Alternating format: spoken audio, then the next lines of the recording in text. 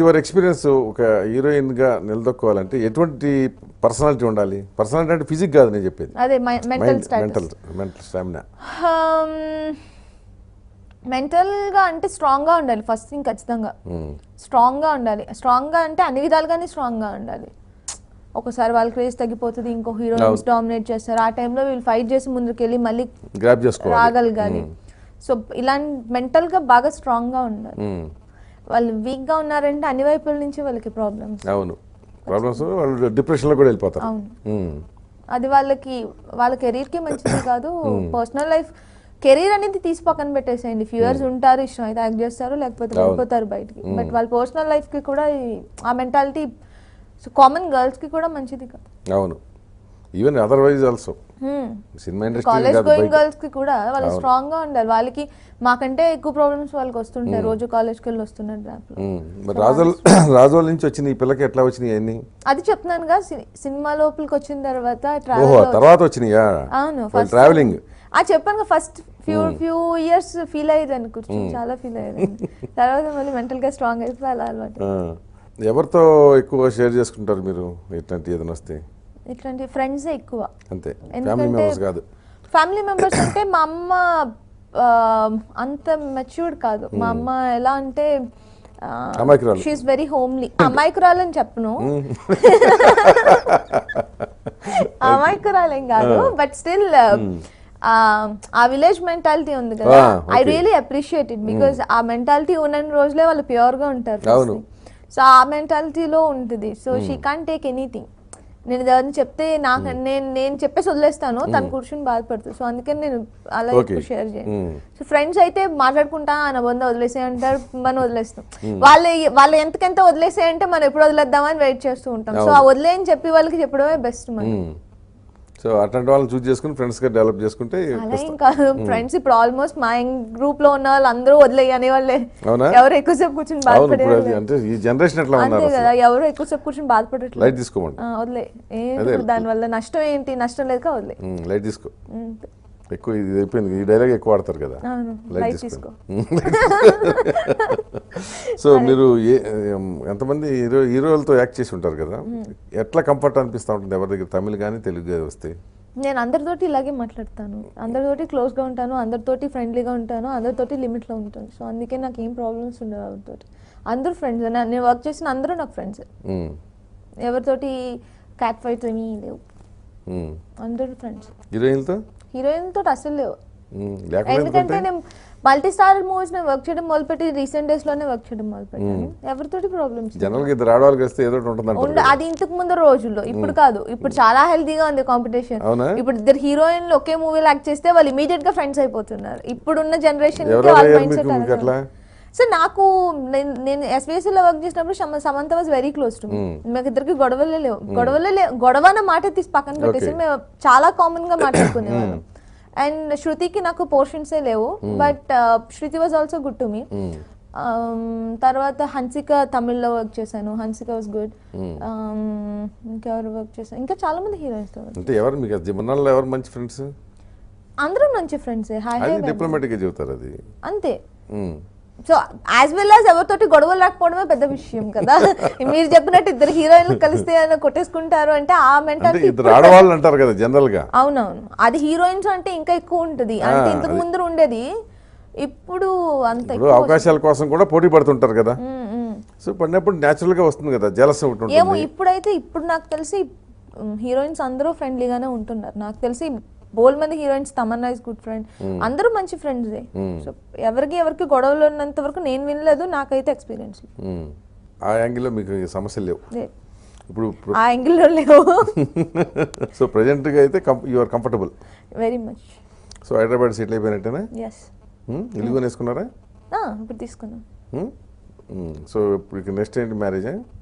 అప్పుడే, అందుకే ఆ మాట స్టార్ట్ చేశానుగా, మళ్ళీ ఇప్పుడే స్టార్ట్ చేశాను కదా నేను. అందుకే ఆ మాట అంటారు లేదని చెప్పి అన్నాను. లేదు, అప్పుడే లేదు.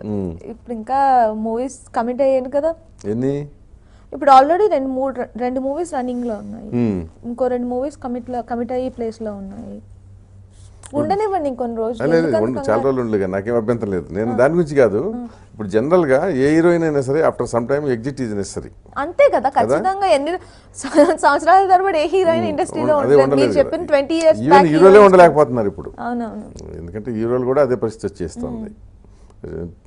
జనరేషన్ చేంజెస్ చాలా వస్తున్నాయి కదా. కదా ఇప్పుడు యంగ్ హీరోస్ వచ్చేస్తున్నారు చాలా మంది. సో వాళ్ళు వచ్చేటప్పటికి పాతాళ్ళు ఎంత గొప్ప టాప్ హీరో అయినా సరే డమాలను ఉంటున్నారు. అవును. ఇప్పుడు మీ విషయం వచ్చింది అనుకోండి, అంటే ప్లానింగ్ అనేది సరిగ్గా చేసుకుంటారా మీరు జనరల్గా హీరోయిన్లు? మీరు ఇప్పుడు సపోజ్ మాట్లాడుకుంటున్నప్పుడు హీరోయిన్లు ఓకే 5 years తర్వాత డౌన్ ది లైన్ మనం రిటైర్ అవుతాం అనుకో ఇండస్ట్రీ నుంచి, వాట్ టు డూ నెక్స్ట్ అనేది అసలు ఎప్పుడైనా ఆలోచిస్తారా? అది నాకు అవుట్ ఆఫ్ క్యూరియాసిటీ అడుగుతారు. నాకు మిగతా వాళ్ళ గురించి తెలీదు, ఎందుకంటే అందరు హీరోయిన్లు ఆలోచిస్తున్నారు సైడ్ లో. ఆఫ్టర్ మ్యారేజ్ వాళ్ళు బిజినెస్ స్టార్ట్ చేస్తున్నారు, అందరూ చేస్తున్నారు. ఐడియల్ గా అయితే ఇంట్లో ఎవరు కూర్చోవట్లేదు. అట్లా ఏం చేద్దామని మీకు ఆలోచన? నాకు మూవీస్ అయిపోయిన తర్వాత నాకు బిజినెస్ మైండ్ కొంచెం ఉంటుంది. అంటే నాకు బిజినెస్ నేను చేయలేను, బట్ ఇంట్రెస్ట్ ఉంటుంది. ఎవరైనా హెల్ప్ చేస్తే చేయగలను. సో అలా బూస్టప్ ఉండాలి పక్కన మళ్ళీ. సో అదైతే ఇంట్రెస్ట్ ఉంది. మేబీ అది చేస్తానేమో అనుకుంటున్నాను నేను. బిజినెస్ అంటే పర్టికులర్ అంటూ ఏం లేదు. పర్టికులర్ అంటే నాకు ఇది ఇష్టం, ఫ్యాషన్ డిజైనింగ్, తర్వాత పార్లర్ వర్క్, ఇలాంటివన్నీ కొంచెం. సో అలాంటివన్నీ ఇంట్రెస్ట్. మేబీ నేను ఏం చేస్తాను నాకు తెలియదు, నాకు ఇంట్రెస్ట్ ఏంటని. అదే అర్థమైంది నాకు. అంటే ఒకవేళ అప్పటికి ఏది బాగా ఇంట్రెస్ట్ ఉంటే అది చేస్తాను. ఇప్పుడే ఫిక్స్ అయిపోయినంత మాత్రాన ఏం కాదు, అక్కడికి వెళ్ళి మళ్ళీ ఇంకోటి మారిపోతుంది. అప్పటికి ఏం అవసరం ఉంటాయో, అప్పటికి ఆపర్చునిటీస్ ఏముంటాయో తెలియదు కదా. అవును, ఎక్కడ ఉంటామో దానికి తగ్గట్టు. అంటే కొంతమంది ఏంటంటే I want to be just like mother house wife అని కొంతమంది అంటారు కదా. నాకు కొన్ని రోజులు అలాగే ఉంటాను నేను హౌస్ వైఫ్ లాగా. చాలా రోజులు వర్క్ చేసేసుకున్నాం కదా, దానికి ఇంకా చాలా టైం ఉంది. ఆలోచించుకుంటాను లోపల ఏం చేయాలి. మీరు ఇప్పుడు ఐడియా ఇచ్చిన తర్వాత నాకు అనిపిస్తుంది ఆలోచించలేదు నేను దాని గురించి. ఇప్పుడు ఆలోచిస్తే మొదలు పెడతారా? ఆలోచిస్తాను. ఇంకోటి, మీరు పాత హీరోయిన్ రిటైర్ అయిన హీరోయిన్ నుంచి వాళ్ళు ఏంటంటే సినిమా ఫీల్డ్ నుంచి తప్పగానే డబుల్ అయిపోతుంటారు. అది ఒకటి గమనించదు మీరు? అట్లాంటి విషయాలు ఏం చేస్తారు? ఎందుకు అసలు అట్లా? ఒకరిని చూసి ఒకళ్ళు జాగ్రత్తలు తీసుకోవాలి కదా. కానీ everybody will be like that. అంటే ఉమెన్స్ మేబీ అందరికీ ఉన్న ప్రాబ్లమే అది. ఆఫ్టర్ కిడ్స్ ఖచ్చితంగా లావ్ అవుతారు, బట్ దాని తర్వాత మళ్ళీ వాళ్ళు వర్కౌట్ చేసి అంత లావా మళ్ళీ అంటే అలా వాళ్ళు మళ్ళీ వర్కౌట్ చేసి మళ్ళీ బ్యాక్ టు నార్మల్ వచ్చేయచ్చు. వాళ్ళు మేబీ ఎందుకు ట్రై చేయట్లేదు నాకు తెలియదు, మరి అడగాలి నేను కదా. అడిగితే నీకు ఎందుకని అడుగుతారు, నాకు అవసరం. అంటే తర్వాత నేనేం జాగ్రత్తలు తీసుకోవాలని చెప్పండి. అంటే వాళ్ళని చూస్తున్నప్పుడే మనం తీసుకోవాలని అర్థమైపోతుంది. అదే ఓకే. సో మధ్యలో మీరు బాగా ఓవర్ వెయిట్ వచ్చిందని మీకు కూడా వచ్చింది కదా? ఎప్పుడు ఓవర్ వెయిట్ ఏం రాలా, ఓవర్ వెయిట్ ఏం రాలేదు. ఎప్పుడు నేను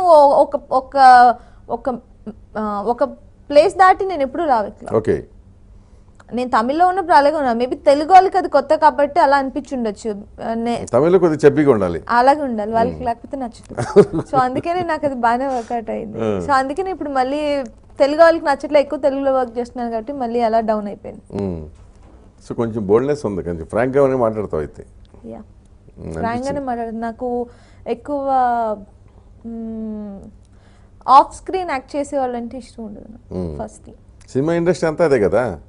నేను అలా ఉండను, అందుకే చెప్తున్నాను. నేను పర్సనల్ గా, బికాస్ నాకు ఇంకొకరు ఎవరైనా ఆఫ్ స్క్రీన్ పర్సనల్ లైఫ్ లో యాక్టింగ్ లైఫ్ లోనే మాట్లాడుతుంటే నాకు నచ్చదు. కాబట్టి ఆబ్వియస్లీ నేను అలా మాట్లాడితే ఆ పక్క వాళ్ళకి కూడా నచ్చదు. సో అందుకని నేను ఆ మెంటాలిటీ నేను ఎప్పుడూ డెవలప్ చేసుకోవాలి.